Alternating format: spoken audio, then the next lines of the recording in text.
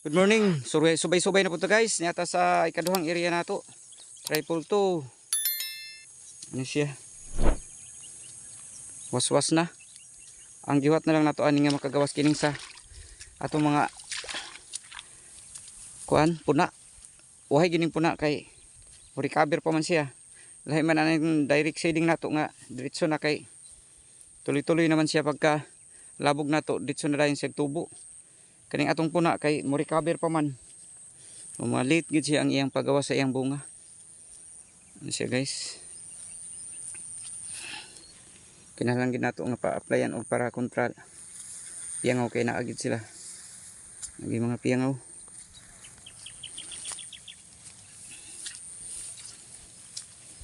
Applyan tani ugma pohon.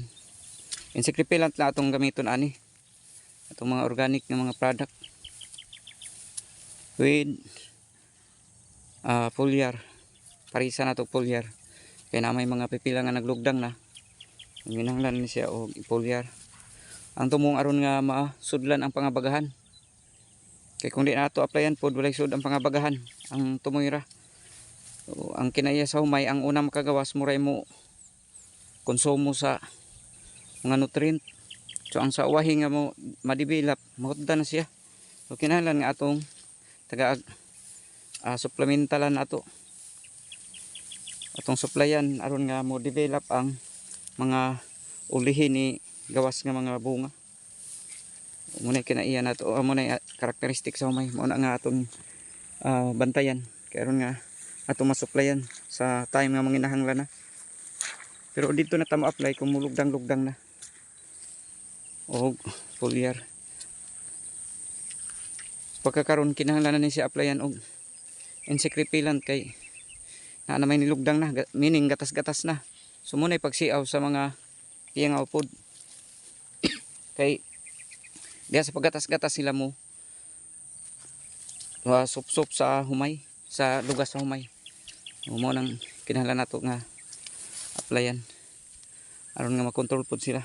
Di man pod hinuon kay baga pero kinahanglan gyud kay maepektuhan na atong recovery sa production kung nato siya makontrol. Kinahanglan gyud nato nga applyan ug man ni pohon kay atay trabaho karon. Kinahanglan ugma pohon applyan gini siya. Nindot na akong na dungan kani-kani diri mga porsyon wala pay nanggawas mo ni siya ang puna. Pero kaning mga direct nakagawas na tanan.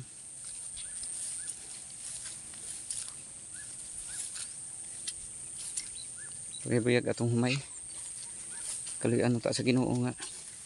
Dayugan ta ani hangtod ma-harvest nga maayo ang panahon. Kay kung di malason ta ani sa panahon na mahapi ni na.